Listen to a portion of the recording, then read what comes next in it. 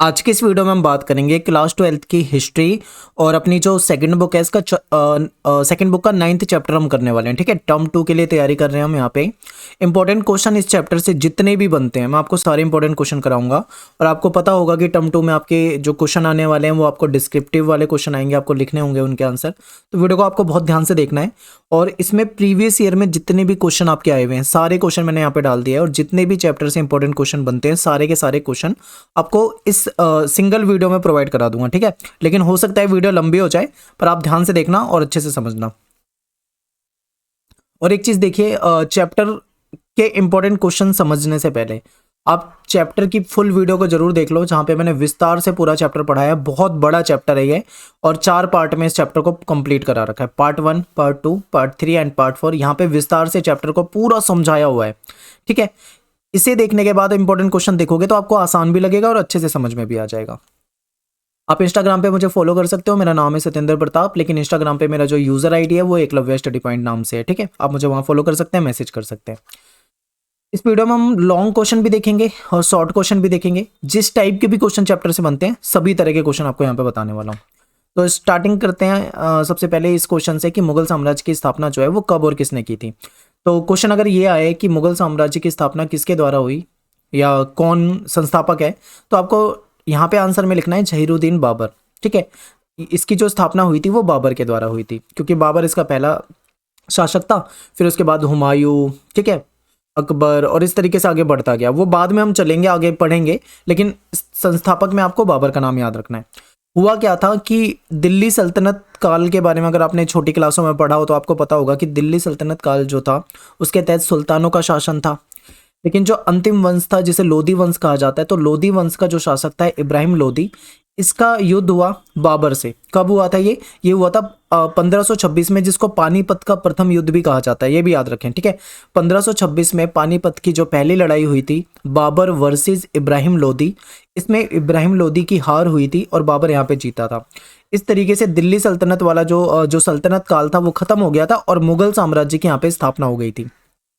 ठीक है, और इसके बाद फिर मुगल साम्राज्य चलता रहा। तो ये आपको इतना याद रखना है। अब चलते हैं अपने अगले क्वेश्चन पे। ये इस चैप्टर का मोस्ट इंपॉर्टेंट क्वेश्चन है, पेपर में बहुत ज्यादा पूछा जाता है। झरोखा दर्शन की प्रथा के बारे में बताइए। ठीक है, तो देखिए ये अकबर के समय की बात है। उसमें क्या होता था कि अकबर जो है अपने दरबार में एक किले में ऊंचाई पे आता था। ठीक है, वहां पे वो खड़ा हो जाता था ऊंचाई पे आके, और नीचे बहुत सारे लोग जो थे वो पहले से वेट कर रहे होते थे, इंतजार कर रहे होते थे, रोज का था ये। और इस तरीके से वो उसको देखते थे। इसी को झरोखा दर्शन जो प्रथा है ये कहा जाता है। तो थोड़ा विस्तार से जानते हैं, समझते हैं। देखिए, बादशाह अपने दिन की शुरुआत सूर्योदय के समय कुछ व्यक्तिगत धार्मिक प्रार्थनाओं से करता था। ठीक है, कुछ धार्मिक प्रार्थनाएं करता था। उसके बाद वो क्या करता था, पूर्व की तरफ मुंह करके एक छज्जे पे यानी एक झरोखे पे आता था, और वहां पे पहले से बहुत सारे लोग भीड़ बनाकर इकट्ठे रहते थे उसको देखने के लिए। उसमें सैनिक लोग भी होते थे, व्यापारी भी होते थे, शिल्पकार भी होते थे, किसान भी होते थे, बीमार बच्चे और औरतें वगैरह, ये सब होते थे। ठीक है, बादशाह की एक झलक पाने के लिए इंतजार करते थे यहाँ पे सभी। जब बादशाह आता था तो उसको देखते थे। अकबर द्वारा शुरू की गई ये जो झरोखा दर्शन की प्रथा थी, इसका उद्देश्य था कि जनता में जन विश्वास के रूप में शाही सत्ता की स्वीकृति को विस्तार देना। यानी जब जनता देखेगी रोज बादशाह को तो कहीं ना कहीं उसका शाही सत्ता पे विश्वास बनेगा। ठीक है, कुछ इस प्रकार की इनकी सोच थी। तो ये यहाँ पे आपको ध्यान रखना है। आगे देखिए, झरोखे में 1 घंटा बिताने के बाद, इस झरोखे में जब 1 घंटा बिता लेता था बादशाह, फिर वो अपने जो भी उसके डेली के जो सरकार के काम होते थे, जो भी प्राथमिक कार्य थे, उसका संचालन के लिए जाता था सार्वजनिक सभा भवन में, जो कि दीवाने आम है। अब यहाँ पे ये भी याद रखना है, 1 नंबर में ऐसे भी क्वेश्चन आ सकता है शॉर्ट में कि दीवाने आम कैसी सभा है, तो इसमें आप कहोगे सार्वजनिक सभा भवन होता है दीवाने आम। ठीक है, तो इसमें जाता था, फिर जो भी उसके सरकार के जो प्राथमिक कार्य होते थे उस पर डिस्कशन होता था। जो उसके अधिकारी लोग होते थे वो रिपोर्ट प्रस्तुत करते थे, निवेदन वगैरह की भाई यहाँ पे ये चीज लगानी है, यहाँ पे ये काम होना है। इस तरीके से पूरी बातें चलती थी। तो ये जो है पूरा का पूरा जो है झरोखा दर्शन की प्रथा से रिलेटेड है ये क्वेश्चन, और ये पेपर में आ सकता है, काफी इंपॉर्टेंट है, पूछा जाता है। अगला क्वेश्चन, ये बिल्कुल मार्क कर लो, इसको मार्क करके याद कर लो, मैं कहूंगा बिल्कुल आपको पता होना चाहिए। ठीक है, क्वेश्चन ये है कि अकबर ने 1563 में और 1564 में कौन से जो टैक्स थे उसको समाप्त कर दिया था। तो 1563 में तीर्थ यात्रा पे जो टैक्स लगाया जाता था, जो कर लगाया जाता था, उसको समाप्त कर दिया था। और 1564 में जो जजिया कर था उसको समाप्त कर दिया था। ठीक है, तो ये आपको याद रखना है। अगले क्वेश्चन पे चलते हैं। ये पेपर में काफी पूछा जाता है और ये क्वेश्चन आपसे कई तरीके से पूछा जा सकता है। हो सकता है शॉर्ट क्वेश्चन में केवल ये पूछ लें कि बताइए एशियाटिक सोसाइटी ऑफ बंगाल की स्थापना कब हुई। तब आपको लिखना होगा एशियाटिक सोसाइटी ऑफ बंगाल की स्थापना 1784 में हुई। लेकिन मान लो ये पूछ लें कि एशियाटिक सोसाइटी ऑफ बंगाल की स्थापना किसके द्वारा हुई या किसने की, तब आपको लिखना है सर विलियम जोन्स, जो एक अंग्रेज अधिकारी था, इसके द्वारा इसकी स्थापना की गई थी। ठीक है, दोनों आपको याद रखना है। कब हुई? 1784 में। किसने की? सर विलियम जोन्स ने। याद हो गया। अब देखते हैं स्थापना के उद्देश्य कि आखिर ये क्यों हुआ था, और इसको पढ़ने से पहले मैं आपको समझा देता हूं। देखो क्या था कि अंग्रेज जो थे वो यूरोप से आए थे। ठीक है, यूरोप और भारत जो है वो एशिया में है। यूरोप में और एशिया में काफी अंतर था। अब अंग्रेज लोग जो थे वो भारत की संस्कृति को नहीं समझते थे, भारत के बारे में उतना नहीं जानते थे, और भारत की जो विचारधारा या जो भी तौर तरीके थे उसको वो काफी मतलब बेकार मानते थे। अंग्रेज अपने आप को वो डेवलप मानते थे, अपने आप को समझदार मानते थे, और भारतीय लोगों को वो उतना डेवलप नहीं मानते थे और हीन दृष्टि से देखते थे। अब ऐसे में क्या था, अंग्रेजों को भारत में शासन करना था। जब अंग्रेज भारत में शासन करेंगे तो उनको भारत के बारे में जानकारी भी तो होनी चाहिए। तो उन्होंने भारत के बारे में जानकारी लेने के लिए, भारत की संस्कृति को समझने के लिए, भारत के लोगों को समझने के लिए, उनके तौर तरीके रीति रिवाज को समझने के लिए उन्होंने भारतीय इतिहास का अध्ययन किया। ठीक है, क्योंकि जब वो भारत को समझेंगे, भारतीय व्यवस्था को समझेंगे, भारतीय लोगों को समझेंगे, उनकी संस्कृति को समझेंगे, तभी तो वो सही तरीके से शासन कर पाएंगे। तो इसके उद्देश्य से कहीं ना कहीं एशियाटिक सोसाइटी ऑफ बंगाल की स्थापना हुई थी।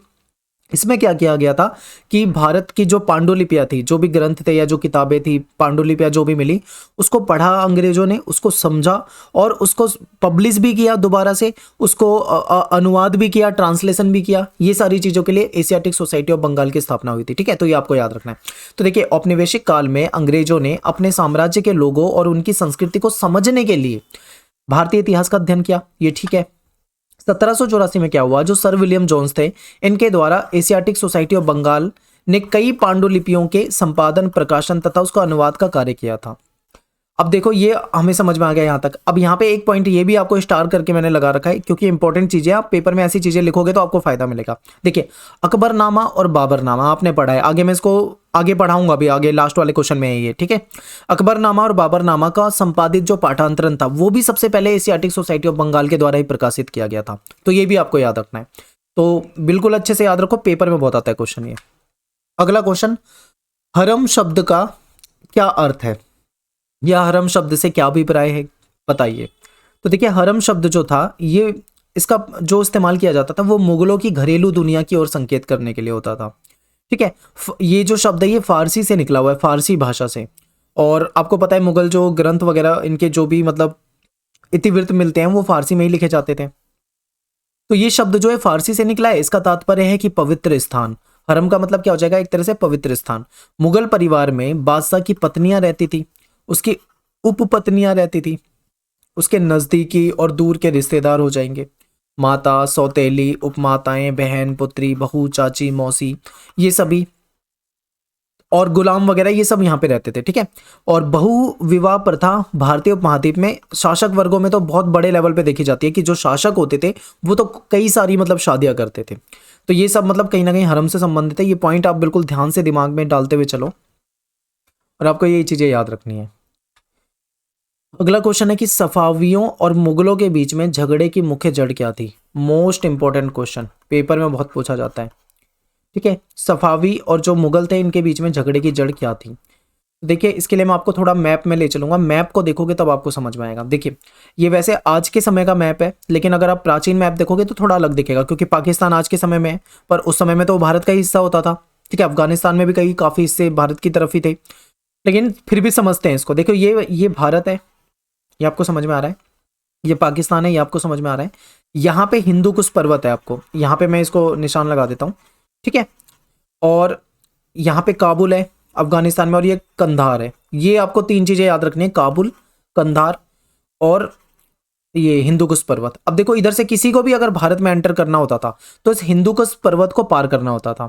ठीक है, इस पर्वत को पार करके ये भारत में एंटर होते थे। तो ऐसे में क्या हुआ, इन्होंने क्या किया, यहाँ पे सिक्योरिटी की बहुत ज़्यादा जरूरत थी, दूसरा फिर काबुल और कंधार की तरफ भी सिक्योरिटी की बहुत जरूरत थी। तो इन्हीं मुद्दों को लेकर कहीं ना कहीं सफावियों और मुगलों के बीच में विवाद था। तो इतना अगर आपको समझ में आ गया मैप थोड़ा बहुत, तो चलिए अब क्वेश्चन पे चलते हैं, फिर आपको समझाता हूँ थोड़ा डिटेल में। देखो, मुगल राजाओं तथा ईरान और तुरान के पड़ोसी देशों के राजनीतिक और राजनयिक रिश्ते जो थे वो अफगानिस्तान को ईरान और मध्य एशिया के क्षेत्रों से अलग करने के लिए हिंदुकुश पर्वतों द्वारा निर्धारित सीमा के नियंत्रण पर निर्भर थे, क्योंकि हिंदुकुश पर्वत जो है वहीं से एंट्री होती थी। अगर वहां पे नियंत्रण जिसका है वो मजबूत हो जाता था ऑटोमेटिक, ही आपको पता होना चाहिए। भारतीय उपमहाद्वीप में आने को इच्छुक, भारत में जो भी आना चाहता था बाहर से, उन सभी विजेताओं को उत्तर भारत तक पहुंचने के लिए हिंदुकुश पर्वत को पार करना होता था। अभी मैंने आपको बताया, अगर भारत में एंट्री लेनी है तो इस हिंदुकुश पर्वत को पार करना ही होगा। ठीक है, तो ये जो भी विजेता आना चाहेगा उसको हिंदुकुश पर्वत को क्या करना पड़ेगा, पार करना पड़ेगा। मुगल नीति का यह निरंतर प्रयास रहा है कि सामरिक महत्व की चौकियों, ठीक है, विशेषकर काबुल कंधार पर नियंत्रण के द्वारा संभावित खतरे से बचाया जा सके। अब देखो, यहाँ पे एक चीज आपको ध्यान रखनी है कि मान लो हो सकता है इधर से कोई एंट्री करे, इधर से करे, तो काबुल कंधार और ये हिंदुकुश पर्वत, इन सभी पे क्या है, सिक्योरिटी बहुत अच्छी होनी चाहिए। ठीक है, तभी वो क्या कर पाएंगे, इस हिस्से को सुरक्षित रख पाएंगे। तो ये बहुत इंपॉर्टेंट हो जाते थे। तो मुगल जो थे वो क्या चाहते थे कि काबुल कंधार और ये जो हिंदुकुश पर्वत है यहाँ पे क्या हो, जो सामरिक महत्व की जगह थी यहाँ पे इनको मतलब सिक्योरिटी बहुत ज्यादा रखनी होती थी ताकि वो आने वाले खतरों से बचाव कर सकें। देखो, कंधार जो था वो सफावियों और मुगलों के बीच में झगड़े की जड़ था। अब कंधार कहाँ पे है ये मैंने आपको बताया, फिर से मैं इसको इरेज कर देता हूँ, ये कंधार है। ठीक है, ये जो था यहाँ पे मुगल और सफावियों के बीच में झगड़े की जड़ था, क्योंकि इस पे अपना अपना अधिकार जता रहे थे ये, तो इसलिए विवाद का कारण भी बनता था।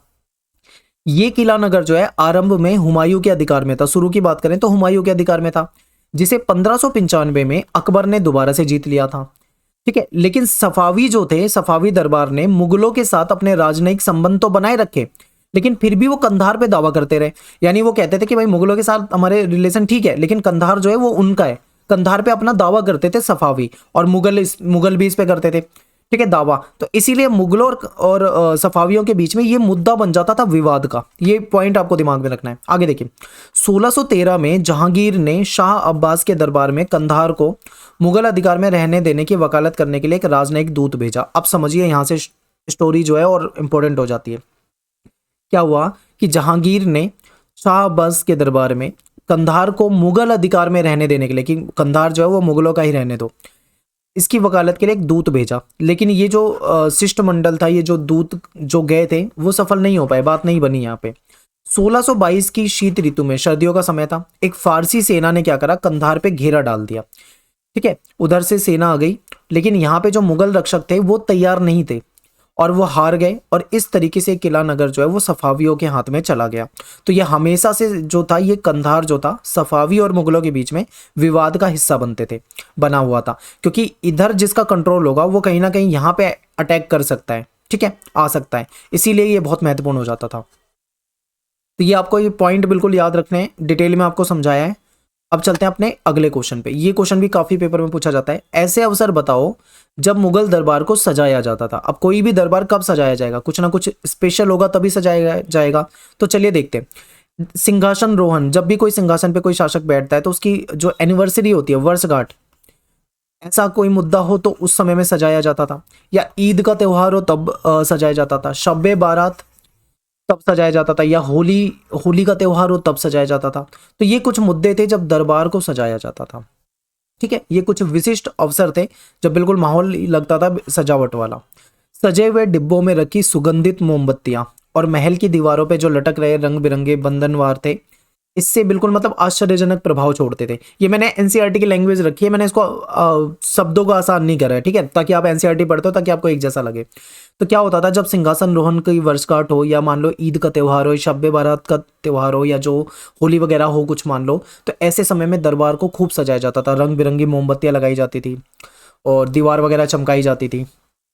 मुगल शासक जो थे वो वर्ष में 3 बार मुख्य त्योहार मनाया करते थे। ठीक है, वर्ष में 3 मुख्य त्योहार मनाया करते थे। एक तो इनका हो जाएगा शासक का जन्मदिन, फिर वसंत आगमन, और एक जो फारसी नववर्ष होता था, जो फारसी न्यू ईयर होता था, नौरोज, इसको मनाते थे। तो ये पॉइंट आपको यहाँ पे याद रखना है, ठीक है। मोस्ट इंपॉर्टेंट है ये, पेपर में पूछा जा सकता है और आता भी काफ़ी है पेपर में। चलिए अगले क्वेश्चन पे चलते हैं। तो चलिए देखते हैं। देखिए मुगल अभिजात वर्ग में कौन कौन से लोग शामिल थे। ये पेपर में काफ़ी अभिजात वर्ग वाला क्वेश्चन पेपर में बहुत आता है। तो चलिए इसको समझते हैं। देखिए क्या था कि मुगल राज्य में जो इसके अधिकारी होते थे, क्योंकि किसी भी शासन को चलाने में शासक तो इंपॉर्टेंट होता ही है, लेकिन उसके एक अधिकारियों का समूह होता है, वो भी काफ़ी इंपॉर्टेंट होता है। तो ये जो अधिकारियों का जो दल था या ग्रुप था या समूह था, इसको क्या कहते हैं, इसको इतिहासकार सामूहिक रूप से अभिजात वर्ग कहते हैं। अभिजात वर्ग एक तरह से ये ताकतवर वर्ग मान लो इसे, ठीक है। इसको अमीर वर्ग भी कह सकते हो आप, क्योंकि भाई सत्ता के नजदीक हैं तो जाहिर सी बात है ताकतवर होंगे।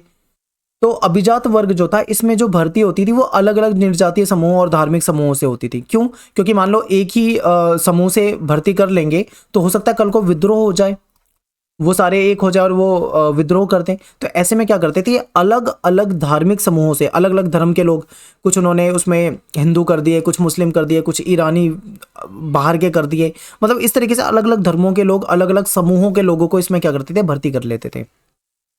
इससे ये सुनिश्चित हो जाता था कि कोई भी दल यानी कि कोई भी ग्रुप इतना बड़ा ना हो जाए कि कल को वो राज्य को चुनौती दे दे। अब एग्जांपल देता हूं मैं, जैसे मान लो इन्होंने सारे के सारे ईरानी भर लिए अधिकारी, तो हो सकता है कल को इन ईरानियों ने एकता बना ली और ये राजा के शासक के खिलाफ ही विद्रोह कर दें। इसीलिए ये चाहते थे अलग अलग समूह के हो, कुछ ईरानी, कुछ तुरानी, कुछ मराठा हो जाएं, कुछ राजपूत हो जाएं, कुछ अलग धर्म के हो जाएं। इस तरीके अलग अलग लोग रहेंगे तो जाहिर सी बात है कभी भी इनके बीच में वो वाली एकता बनी नहीं पाएगी।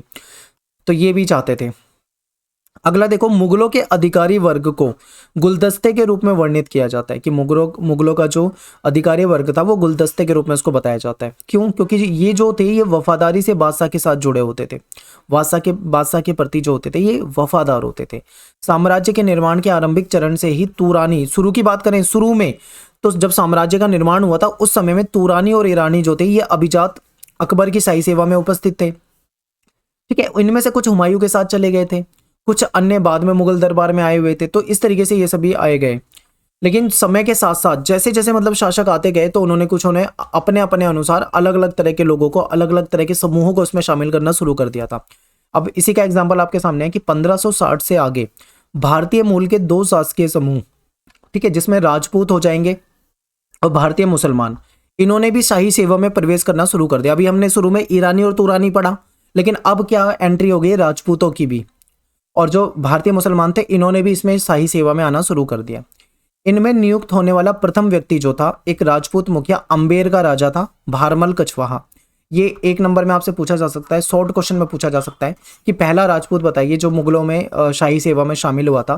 तो ये हो जाएगा आपका प्रथम व्यक्ति जो था वो राजपूत मुखिया अंबेर का राजा था, भारमल कछवाहा। इसने क्या करा था, अपनी पुत्री का अकबर से विवाह कर दिया था।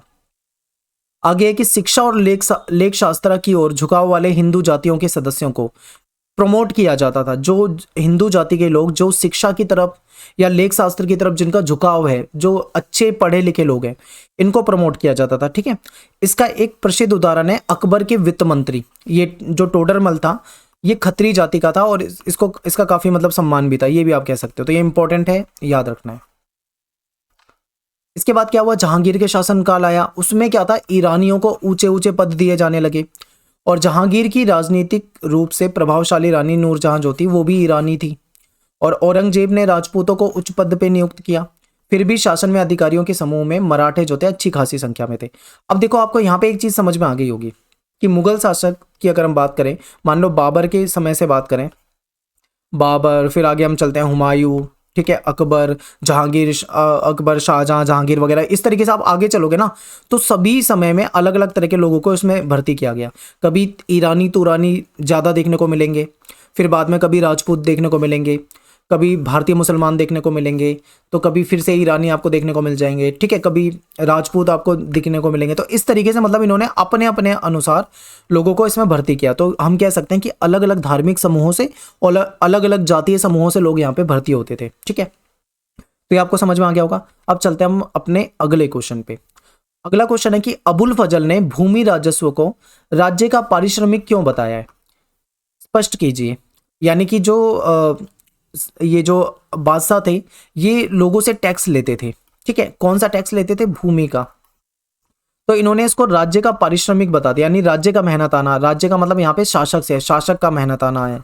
क्यों ऐसा? देखिए अब यहाँ पे ये इन्होंने इसके लिए तर्क दिया है कि राजा जो है वो क्या करता है, अपनी प्रजा को सुरक्षा देता है। ठीक है, राजा का कर्तव्य होता है अपनी प्रजा की सुरक्षा करना। तो जब राजा अपनी प्रजा की सुरक्षा करता है, उनके लिए लड़ता है, तो ऐसे में प्रजा का भी कुछ फर्ज बनेगा राजा के प्रति। ठीक है, ऐसा तो ऐसे में इन्होंने कहा कि बादशाह अपनी प्रजा के 4 सत्तों की रक्षा करता है। एक तो उनकी जीवन की रक्षा करता है, उनकी मान, अभिमान, गरिमा वगैरह, उनका सम्मान, उनका विश्वास, इन चीजों की रक्षा करता है कौन? राजा, शासक। इसके बदले में लोगों को भी तो राजा के प्रति कुछ करना है, तो लोगों को क्या करना पड़ता है? अपने संसाधनों में से कुछ हिस्सा यानी कि कुछ टैक्स के रूप में राजा को देना होता है, क्योंकि राजा उसकी सुरक्षा करेगा तो उसके बदले में वो टैक्स के रूप में कुछ लेगा। तो यही आपको यहाँ पे बताया गया है। ठीक है, यानी अबुल फजल ने जो कहा है भूमि के राजस्व को राज्य का पारिश्रमिक बताया, क्योंकि राजा जब प्रजा के लिए करता है तो प्रजा का फर्ज बनता है राजा के लिए करने के लिए। तो ये इसका आंसर हो जाएगा। ये पॉइंट आपको बिल्कुल याद रखना है। अगला क्वेश्चन देखिए, सुलह ए कुल की नीति क्या थी? एक क्वेश्चन इस पे आ सकता है, या फिर ये पूछ लें कि यह मुगल काल की जरूरत थी। इस पे अपने विचार व्यक्त कीजिए, या फिर सीधा ये पूछ ले सुलह ए कुल की विशेषताएं बताइए। कैसे भी आपसे क्वेश्चन पूछा जा सकता है। तो देखिए सुलह ए कुल जो है इसका मतलब होता है पूर्ण शांति। ठीक है, इसको हम कह सकते हैं पूर्ण शांति। ये अकबर की धार्मिक नीति थी, अकबर के द्वारा चलाई गई थी। इसमें क्या है कि मुगल साम्राज्य जो है इसमें अलग अलग धर्म को मानने वाले लोग रहते थे। इसमें हिंदू लोग भी रहते थे मुगल साम्राज्य में, जैन लोग भी रहते थे, जरतुस्त लोग भी रहते थे, मुस्लिम भी रहते थे, मतलब अलग अलग धर्म के लोग रहते थे। इनकी जो पूजा पाठ की जो तौर तरीके थे वो भी अलग थे, इनके विचार जो थे काफ़ी वो भी अलग होंगे। तो ऐसे में ऐसा हो सकता था कि इनके बीच में कभी विवाद भी हो जाए, लड़ाई झगड़ा भी हो जाए।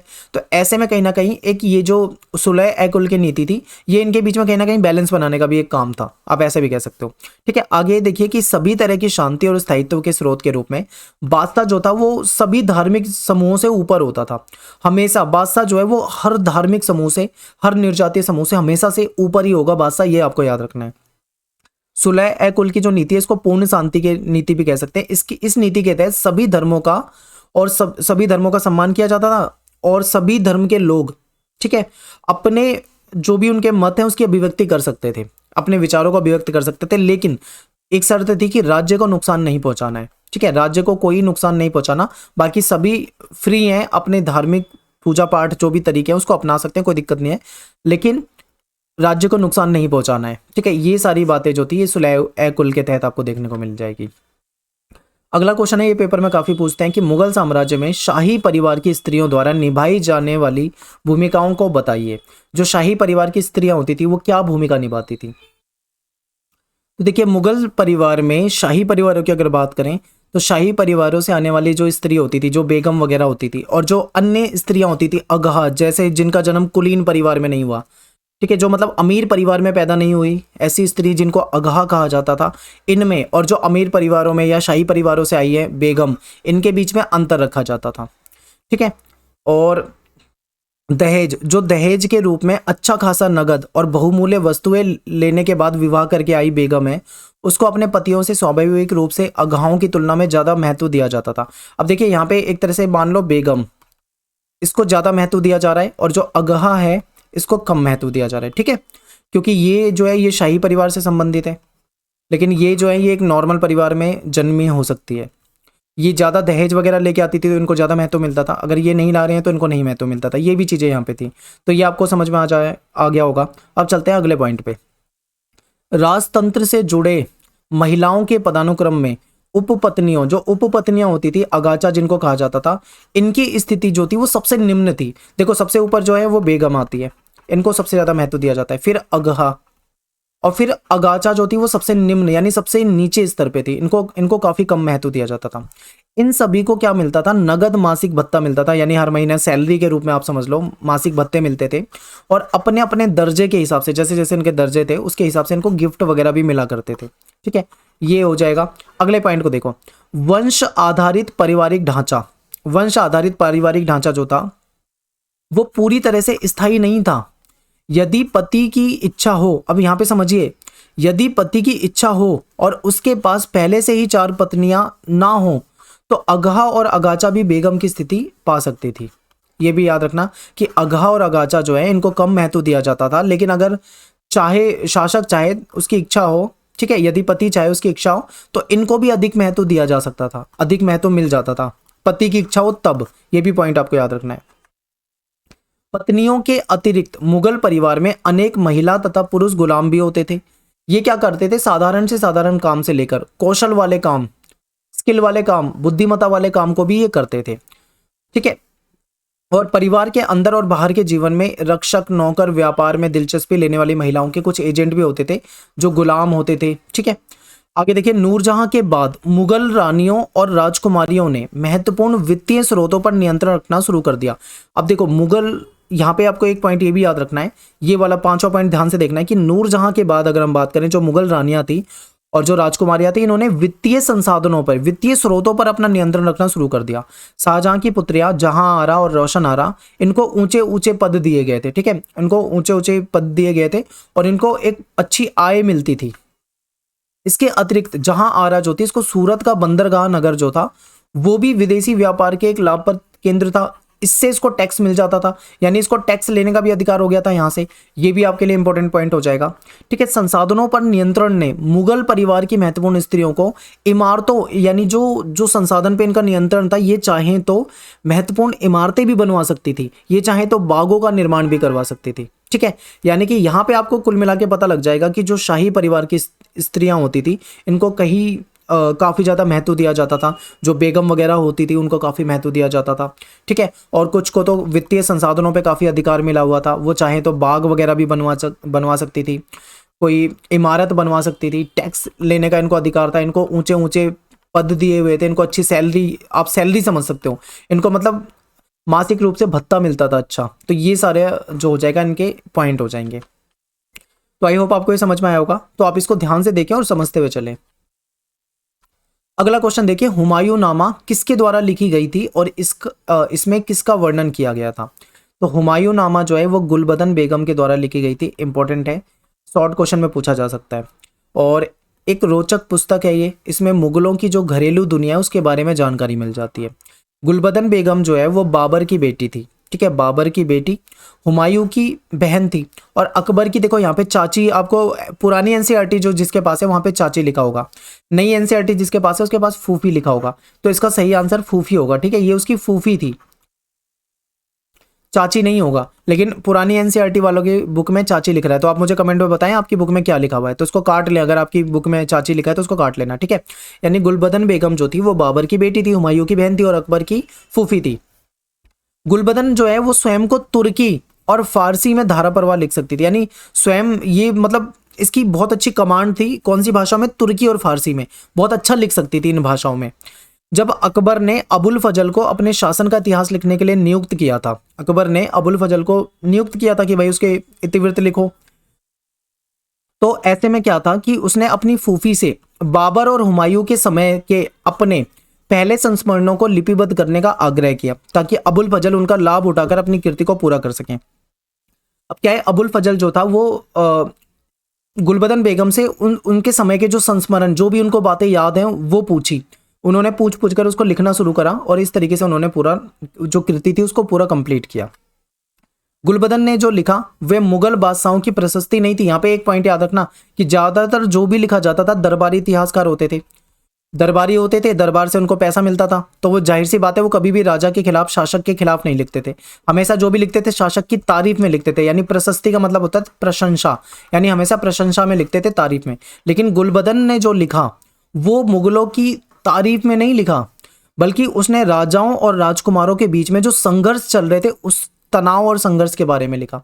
और उन्होंने ये भी लिखा कि इन संघर्षों को सुलझाने में परिवार की जो बड़ी औरतें होती थी, जो उम्र दराज औरतें होती थी, उन्होंने क्या भूमिका निभाई, इसके बारे में भी उन्होंने लिखा, ठीक है। तो ये हो जाएगा आपका हुमायूं नामा, बहुत इंपॉर्टेंट है, पेपर में पूछा जाता है। अगला क्वेश्चन, मुगल दरबारी इतिहास किस भाषा में लिखे जाते थे। तो देखिए ये आपको याद रखना है कि फारसी भाषा में, मुगल दरबारी इतिहास जो आपको ज्यादातर मिलेंगे वो फारसी भाषा में लिखे जाते थे। अब यहाँ पे याद रखना कि अकबरनामा जो है वो फारसी भाषा में लिखा गया था, ठीक है। बाबरनामा जो है वो तुर्की में, लेकिन तुर्की में तो था पर इसका अनुवाद कर दिया गया था, यानी इसका ट्रांसलेशन कर दिया गया था फारसी भाषा में। तो ये भी आपको याद रखना है। फारसी के साथ हिंदवी के मेल से उर्दू बनी, ये भी इंपॉर्टेंट है। ये भी आपसे पूछा जा सकता है कि उर्दू का निर्माण कैसे हुआ या उर्दू भाषा कैसे बनी। तो आप बोलोगे कि फारसी भाषा के जब संपर्क में हिंदवी भाषा आई तो इनके मेल से उर्दू भाषा बनी। ठीक है, तो ये भी आपको याद रखना है। अगला क्वेश्चन, इतिवृत्त से क्या अभिप्राय है? चैप्टर इतिवृत्त पे है। तो देखिए क्या होता था कि मुगल दरबार के जो शासक होते थे वो दरबारी नियुक्त करते थे अपने बारे में लिखवाने के लिए। तो वो जो भी जानकारी उनके द्वारा लिखी गई मिली है मुगल दरबारी कवियों के द्वारा, लेखकों के द्वारा, वो सारा इतिवृत्त एक तरह से इतिहास हो जाएगा। तो देखिए इतिवृत्त मुगल बादशाहों द्वारा तैयार कराए गए थे, बादशाहों ने तैयार करवाए थे। इनसे हमें मुगल साम्राज्य के बारे में, मुगल प्रशासन के बारे में, उनके शासक तथा उनके शासक का जो परिवार है उसके बारे में, दरबार के बारे में, अभिजात वर्ग के बारे में, युद्ध के बारे में हमको जानकारी मिलती है। इतिवृत्त दरबारी इतिहासकार द्वारा लिखे जाते थे और इसमें उनके शासनकाल के दौरान की जो घटनाएं होती थी उसका चित्रण किया जाता था। ठीक है, तो ये इंपॉर्टेंट है। अगला, ये क्वेश्चन पेपर में काफी आता है, मोस्ट इंपोर्टेंट क्वेश्चन कहूंगा, आपको कुछ आए ना आए पर ये क्वेश्चन आपको बिल्कुल याद होना चाहिए, पेपर में बहुत आता है कि शाही किताब खाना से क्या अभिप्राय है, या फिर मुगल काल में जो पांडुलिपि होती थी उसकी जो रचना की जाती थी उसके बारे में आपको बताना है।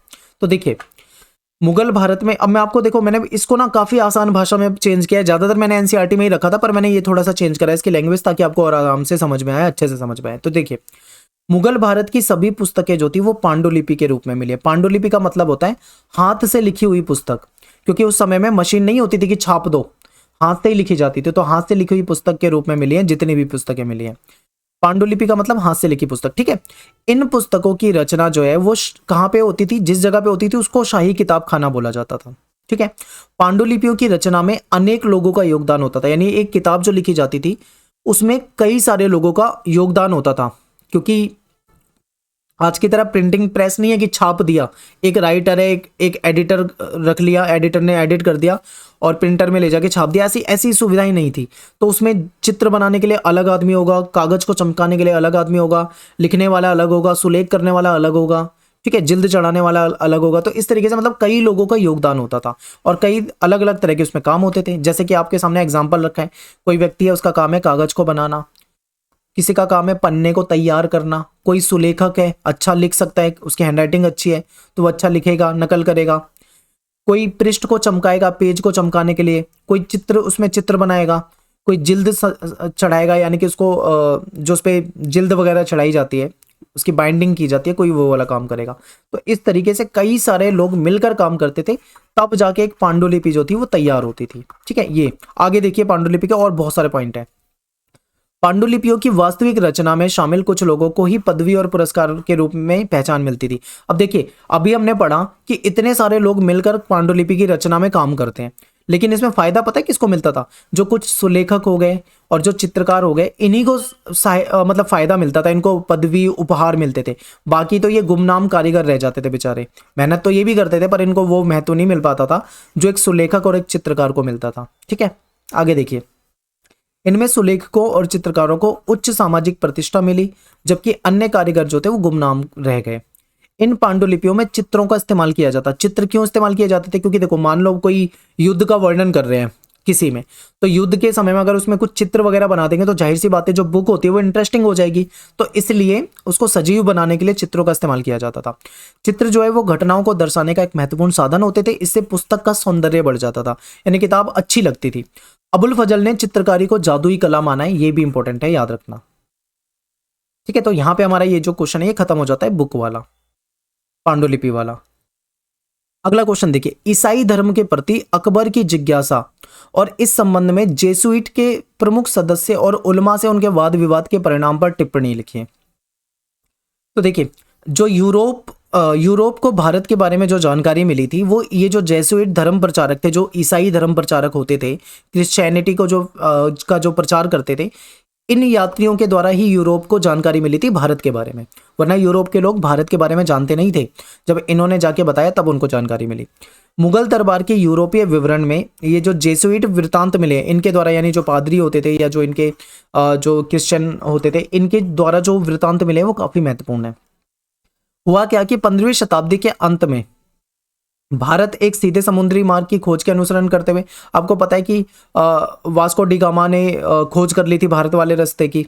ठीक है, बाद में पुर्तगाली वगैरह वहाँ आने लगे थे, व्यापार वगैरह होने लगा था, आपने छोटी क्लासों में पढ़ा होगा। तो इसके बाद क्या है कि काफ़ी पुर्तगाली व्यापारी जो थे वो तट वाले एरियो में, गोवा की साइड में, केरल की साइड में आने लगे थे। वहाँ पे उन्होंने व्यापार के लिए पूरा जाल बिछा दिया था। पुर्तगाली राजा जो थे वो भी सोसाइटी ऑफ जीसस यानी जो जेसुइट है, जो ईसाई धर्म है, उसके प्रचार में काफ़ी मदद करते थे। वो चाहते थे कि ईसाई धर्म के बारे में ये लोग जाने।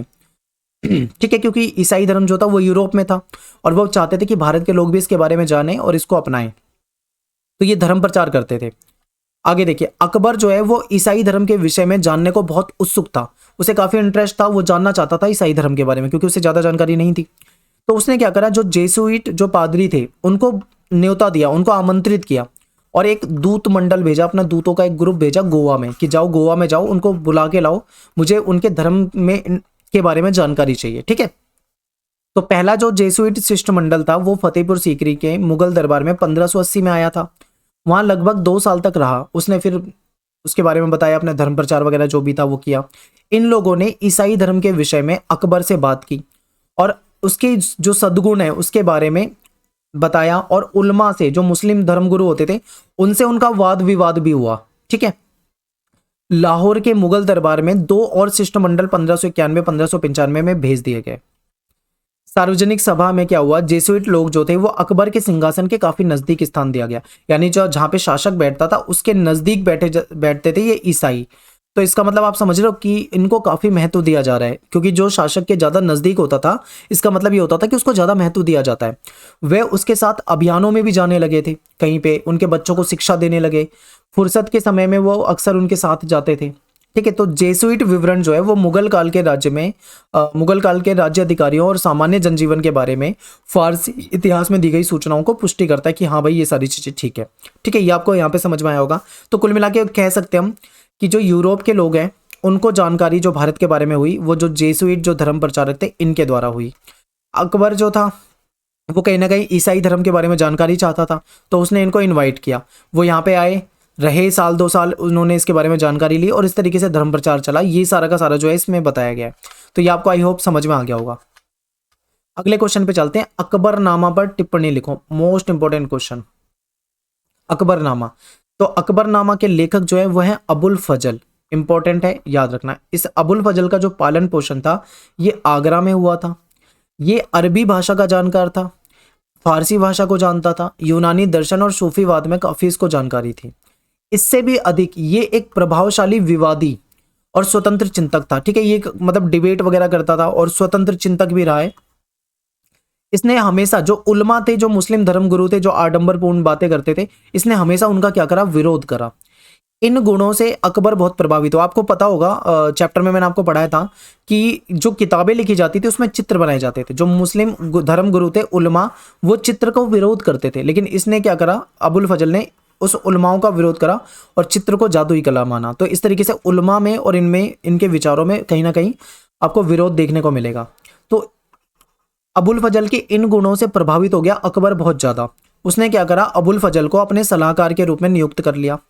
ठीक है, और उसको अपना दरबारी इतिहास लिखने का मौका दिया कि भाई तुम्हें लिखना है हमारे दरबार के बारे में। बादशाह का एक मुख्य उद्देश्य राज्य को धार्मिक रूढ़िवादियों से नियंत्रण करना भी था, क्योंकि धार्मिक जो कट्टरता जो थी उससे भी बाहर निकालना चाहता था। तो दरबारी इतिहासकार के रूप में अबुल फजल ने अकबर के शासन से जुड़े विचारों को न केवल आकार दिया बल्कि उसको लिखा, स्पष्ट किया। ठीक है, अकबर के विचारों को अच्छे तरीके से लिखा, क्या क्या मतलब उसके विचार थे वो सारी चीजें उसने लिखी। 1589 में शुरू कर अबुल फजल ने अकबरनामा पर 13 साल तक काम किया। ठीक है, और 13 साल तक उसको लिखा। कई बार उसके जो फॉर्मेट है उसमें काफी सुधार भी करने की जरूरत पड़ी, उसको सुधारा भी गया था। इस इतिहास घटनाओं के वास्तविक विवरण, शासकीय दस्तावेज और जानकार व्यक्तियों के मौखिक प्रमाण जैसे विभिन्न प्रकार के साक्ष्यों पर आधारित था। यानी कि इन्होंने जो लिखा था अबुल फजल ने, उसमें कई तरह के सबूत लिए गए थे, जैसे कि मौखिक प्रमाण लिए गए थे। ठीक है, शासकीय दस्तावेजों का इस्तेमाल किया गया था, वास्तविक जो विवरण जहां से पता लगते हैं उसके बारे में जानकारी ली, उन सबको मिलाकर इन्होंने क्या करा था, उसमें लिखा था। अकबरनामा जो है वो 3 जिल्दों में यानी 3 पार्ट में विभाजित है। ठीक है, पहला जो पार्ट है, शुरू के जो पार्ट 1 और 2 है, उसमें क्या है, इतिहास है। और जो तीसरा पार्ट है इसको क्या कहा जाता है, आईने अकबरी। तो ये भी याद रखना है कि जो अकबरनामा है वो 3 हिस्सों में बटा हुआ है। पहला और दूसरा जो हिस्सा है उसमें इतिहास की बातें हैं, और जो तीसरा हिस्सा है उसको आईने अकबरी कहा जाता है। आईने अकबरी से भी क्वेश्चन आपके पेपर में आते हैं, तो याद रखना है आपको। आगे देखते हैं, पहली जिल्द में आदम से लेके अकबर के जीवन काल का पूरा मतलब 30 वर्ष जो भी है उसका बताया हुआ है डिटेल में। दूसरी जो उसकी पार्ट है, दूसरा जो जिल्द है उसमें अकबर का जो 46वां शासन वर्ष था उस पे आके खत्म हो जाता है दूसरा पार्ट। अगले ही वर्ष अबुल फजल जो होता है, अबुल फजल जो उस किताब को लिख रहा होता है उस जो इसकी हत्या करवा देते हैं राजकुमार सलीम, ठीक है, षड्यंत्र का शिकार बना देते हैं और वीर सिंह बुंदेला ये मिलकर इसकी हत्या करवा देते हैं। तो जितनी उसने पुस्तक लिख दी थी वो तो लिख दी थी, लेकिन उसके बाद भी अगर आगे का लिखा जाता है तो वो किसी दूसरे के द्वारा लिखा जाता है, तो ये भी आपको याद रखना है। आगे देखिए, अकबरनामा का लेखन राजनीतिक रूप से महत्वपूर्ण घटनाओं के समय के साथ साथ विवरण देने में ऐतिहासिक दृष्टिकोण से किया गया इसको तैयार, और इसके साथ ही इसमें तिथियों समय के साथ होने वाले बदलावों का उल्लेख, ठीक है, उल्लेख के बिना ही अकबर के साम्राज्य के जो भौगोलिक, सामाजिक और प्रशासनिक सांस्कृतिक जो पक्ष है उसका विवरण इसमें देखने को मिलता है, और काफी मतलब डिटेल में आपको अकबरनामा में ये चीजें मिलती है। आईने अकबरी जो है उसमें मुगल साम्राज्य को हिंदुओं का, जैनों का, बौद्धों का, मुसलमानों का अलग अलग मतलब जो आईने अकबरी है उसमें बताया गया है कि मुगल साम्राज्य जो है ये एक मिश्रण वाला साम्राज्य था। इसमें हिंदू भी रहते थे, जैन भी रहते थे, बौद्ध भी रहते थे, मुस्लिम भी रहते थे, यानी मिश्रित संस्कृति वाले साम्राज्य के रूप में आईने अकबरी में बताया गया है। अबुल फजल की जो भाषा थी बहुत ही अलंकृत थी, जबरदस्त, ठीक है, और इसने जो लिखा था उसके पाठों को ऊंची आवाज में पढ़ा जाता था, तो इस भाषा में लय तथा कौशल शैली भी बहुत महत्वपूर्ण हो जाती है। इस भारतीय फारसी शैली को दरबार में संरक्षण मिला है। तो यहाँ पे हमारा जो अकबरनामा है ये खत्म हो जाता है, और आपको डिटेल में बताया, लेकिन मैंने विस्तार से बताया, पर आपको इसमें 2-2, 3-3, 4-4 पॉइंट इंपॉर्टेंट लिख लेने अलग से। अब चलते हैं हम अपने अगले क्वेश्चन पे, बादशाहनामा के लेखन पर टिप्पणी लिखिए। तो बादशाहनामा जो है इतना बड़ा नहीं आंसर, इसको छोटा सा है, इसको यहाँ पे देख लेते हैं, समझ लेते हैं। अबुल फजल का एक शिष्य था जिसका नाम था अब्दुल हामिद लाहौरी, नाम याद रखना, अबुल फजल का ये शिष्य था। इसे बादशाहनामा के लेखक के रूप में जाना जाता है। इसने लिखी थी बादशाहनामा। अकबरनामा किसने लिखी थी, तो आपको याद रखना है अबुल फजल ने। बादशाहनामा किसने लिखी थी, तो आपको याद रखना है उसका शिष्य था अब्दुल हमीद लाहौरी, इसने लिखी थी, ठीक है। इसकी योग्यताओं के बारे में सुनकर बादशाह शाहजहां जो था उसने उसे रखा, और उसने कहा कि जिस तरीके से तुम्हारे गुरु ने अकबरनामा लिखी है ठीक उसी मॉडल पे, उसी नमूने पे तुम्हें हमारे शासन का लिखना है। शाहजहां ने इससे कहा, ठीक है। बादशाहनामा में, बादशाहनामा जो है वो भी एक सरकारी इतिहास है, यानी दरबारी इतिहास आप कह सकते हो उसे। इसकी भी 3 जिल्दें हैं, जैसे कि वो भी 3 पार्ट में था, ऐसे ये भी 3 पार्ट में। प्रत्येक जिल्द जो है इसमें 10 चंद्र वर्षों का ब्यौरा मिलता है, जानकारी मिलती है, ठीक है। लाहौरी जो था अब्दुल हमीद लाहौरी, इसने क्या करा, बादशाह के शासन 1627 से 47 के पहले 2 दशक पर पहला और दूसरा दफ्तर लिखा, यानी पहले 2 दशक पे 1627 से लेके 1637 तक, फिर 1637 से लेकर 1647 तक, ये जो 2 दशक है 10-10 साल के, इस पे पहला और दूसरा पार्ट लिखा था। इन जिल्दों में बाद में शाहजहां के वजीर जो शादुल्ला खां था उसने इसमें क्या करा, कुछ सुधार करा, उसको एडिट किया। बाद में वो काफी बूढ़ा हो गया था, बुढ़ापे की आवश्यकता की वजह से लाहौरी जो था वो तीसरे दशक के बारे में नहीं लिख सका, जिसके बाद में इतिहासकार वारिस ने उसको जाके कंप्लीट किया। तो इस तरीके से बादशाहनामा के बारे में आपको जानकारी रखनी है। फिर से बता देता हूँ कि बादशाहनामा जो है वो किसने लिखा था, अबुल फजल के शिष्य ने लिखा था। क्या नाम था उसका, अब्दुल हमीद लाहौरी। किसके बारे में जानकारी मिलती है, शाहजहां के बारे में इसमें जानकारी मिलती है, ठीक है। शाहजहां ने उसको नियुक्त किया था। और कितने पार्ट में है, तो आप कहोगे ये 3 जिल्द में मिलता है। प्रत्येक जिल्द में 10 चंद्रवर्ष का ब्यौरा मिलता है, ठीक है। और बाद में क्या हुआ, इसमें सादुल्ला खान ने सुधार किया था, और क्योंकि ये काफी बूढ़े हो गया था फिर ये नहीं लिख पाया आगे, तो इसके बाद आगे जो है उसके वारिस ने जो भी है उसको कंप्लीट किया। तो ये पूरा हो जाएगा बादशाहनामा। अब चलते हैं अगले क्वेश्चन पे। अकबर की पसंदीदा लेखन शैली कौन सी थी। अब लिखने का भी स्टाइल होता था, उसको लेखन शैली कहा जाता है, तो ये पेपर में पूछा जा सकता है, इंपॉर्टेंट है। तो अकबर को जो लिखने का तरीका पसंद था उसको बोला जाता है नस्तलिख शैली। इंपॉर्टेंट है, याद रखना, नस्तलिख शैली इसको बहुत पसंद थी। ये एक ऐसी शैली थी जिसमें लंबे सपाट प्रवाही ढंग से लिखा जाता था, ठीक है। लंबा इस तरीके से लिखा जाता था। मैं आपको इमेज दिखा देता हूँ, आप देखो ये लिख रखा है, ठीक है। ये नस्तलिख शैली है, तो इसमें लंबे सपाट तरीके से लिखा जाता था। इसमें क्या होता था, 5 से 10 mm की मोटाई वाली एक नोक होता था। मैं आपको बता दूं, नोक वाले छटे हुए सरकंडे में, जिसे कलम कहा जाता था, स्याही के टुकड़ों में डुबोकर लिखा जाता था। मैं आपको बता देता हूँ, थोड़ा समझने की कोशिश करना। अगर आप गाँव वगैरह में रहे हो तो आपको पता होगा। इस तरीके से सरकंडा होता है, लकड़ी होती है वो छोटी सी डंडी टाइप की, उसको क्या करते हैं आगे से छील देते हैं, नुकीली बना देते हैं, ठीक है, इस तरीके से हो जाता है। और यहाँ पे बीच में एक चीरा लगा देते हैं। चीरा क्यों लगा देते हैं, मतलब उसको चीर क्यों देते हैं, ताकि उसमें जब स्याही में उसको डुबोते हैं तो स्याही इसके अंदर चली जाए। अब जब ज़्यादा स्याही जाएगी तो वो लिख अच्छे से पाएंगे, ठीक है। तो इस तरीके से ये किया जाता था, यानी जो 10 mm की नोक वाला छटा हुआ सरकंडा होता था, इसको कलम कहा जाता था। इसको टुकड़े को स्याही में डुबो डुबो कर लिखा जाता था, ठीक है। आज की तरह पेन अवेलेबल नहीं थे तो इस तरीके से लिखा जाता था। सामान्यतः कलम की नोक जो थी उसके बीच में छोटा सा चीरा लगा दिया जाता था, और ताकि स्याही उसमें आसानी से सोख ले। और इस शैली को नस्तलिक शैली कहा जाता था, जो कि अकबर को काफी पसंद थी। तो ये आपको याद रखना है, ठीक है। तो यहाँ पे हमारा जो वीडियो है आज का खत्म हो जाता है। इस चैप्टर से देखिए जितने भी इंपॉर्टेंट क्वेश्चन बनते हैं ना, लगभग मैंने आपको सारे क्वेश्चन बता दिए, और इसमें ये जितने भी मैंने आपको क्वेश्चन बताए, ये सारे के सारे प्रीवियस ईयर क्वेश्चन रिपीट होते रहते हैं। चैप्टर की वीडियो को जरूर डिटेल में देख लेना, ताकि आपको और अच्छे से समझ में आए।